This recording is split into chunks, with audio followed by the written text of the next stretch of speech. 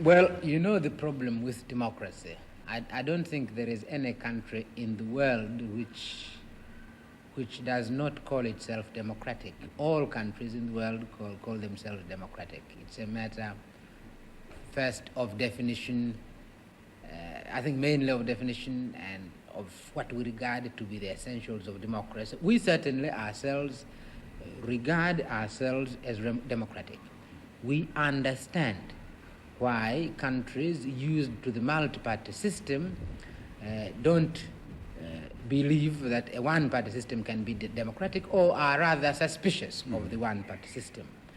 We can't, frankly, convince them by sheer argument, philosophical argument, that this is possible. Perhaps the best thing is actually to see this thing in practice. What are the essentials of democracy? The essentials of democracy are that individuals should feel unharassed, that they are actually free in their society. Individual, this is the most essential thing. I never see why an individual should not feel free because of a machinery of election. And the two-party or the one-party is really basically a machinery of election. The second one, when it comes to machinery, is that an individual should feel a true choice of the people he wants to represent him in a government where it's no longer possible for people individually to participate in the government, that you have to select individual representatives. Now, either sometimes you select parties, sometimes you select individuals. Now, frankly, I don't see why the thing cannot be democratic, simply because sometimes you select a party, which is what the Western countries usually do, and in our own case, you select an individual, the party being given, the party policy being given. So this is the kind of election we went through the other day, and we honestly believe we are independent, and we really ask the old countries at least to be democratic enough, to have a free mind, and to study the new experiments which are taking place in the rest of the world, and this experiment which is taking place in my own country. Yeah. It is democratic. We believe it is democratic. Now, not very long ago, you had a revolution across the water here, and you have a union with Zanzibar. Some people might want to know why a small population like that of Zanzibar is so heavily represented in your union parliament. Well, some people want to know, both outside. This question is asked not merely by non-Tanzanians, sometimes it's asked by Tanzanians. But remember what has happened. What has happened is a merger between two countries.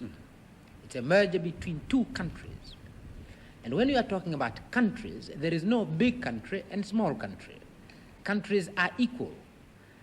Zanzibar was an independent sovereign state, not less sovereign than Tanzania and Tanganyika was an independent sovereign state.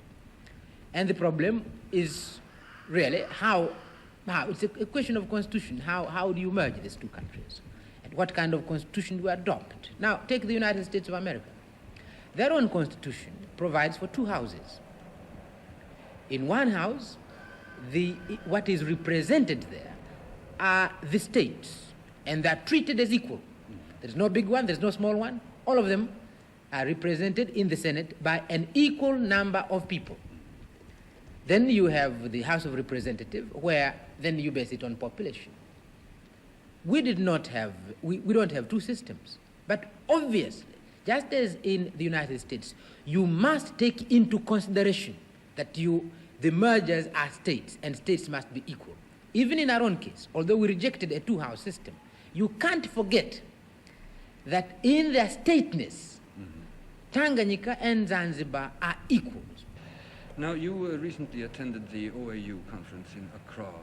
What is your opinion now about the status of African unity as one part of the question? And the second one is, how about unity here in East Africa? Why don't we hear any more about the East African Federation?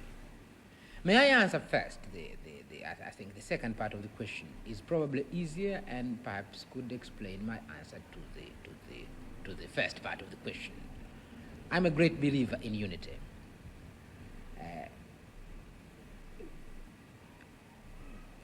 I believe in the old adage, unity is strength. I mean, this is truly, it is strength. And the human race would be much stronger if we were united. Would get rid of a lot of problems in the world if we could be united. And therefore, the human race must move towards unity. And continents like mine, a country like Tanzania must move towards greater unity, continents must move towards greater unity, and the human race must move towards unity. But the difficulties. And the difficulties are not philosophical. The difficulties are merely political. It is one of those funny things in history that a state represents nothing. It's sometimes accident of history. But once it is there, it has more power sometimes than religion, than philosophy, than all sorts of things.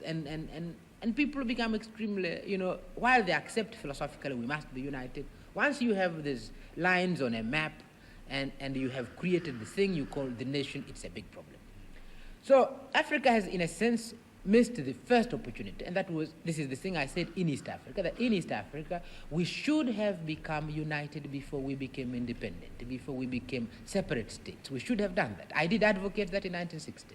I did even go as far as saying, realizing this, I went as far as saying Tanganyika must delay her independence, or ought to delay her independence, so that we all become united, and then we take our independence. Well, this did not happen.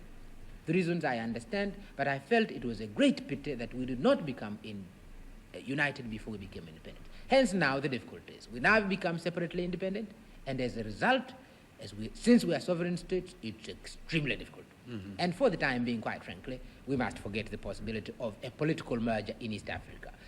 Things like economic cooperation, this we are maintaining with great difficulty, but I think we'll maintain. Now, this is true of Africa. If it is true on a small scale like East Africa, where we have a common language, Swahili and English, common traditions of government, because all of us have been under British rule, we have common services, we have no railways, all railways are East Africans, and all East African railways, and all sorts of things, common currency and all sorts of things running together. If this is difficult, obviously it's going to be much more difficult on the continental basis. And this is the context in which people must view the unity that is taking place in Africa, the movement towards unity in Africa. This is the way you've got to assess the importance of the OAU, not from the ideal of unity, but from the difficulties of moving towards there.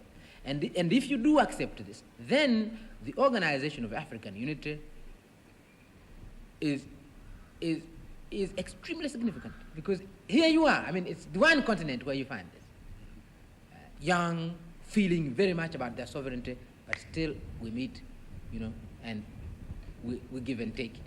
And there we are. So I'm very hopeful myself. I'm realistic enough to feel that our road to unity is going to be long, patient. Mm-hmm. But I am again feeling that given these difficulties, the OAU is a small miracle.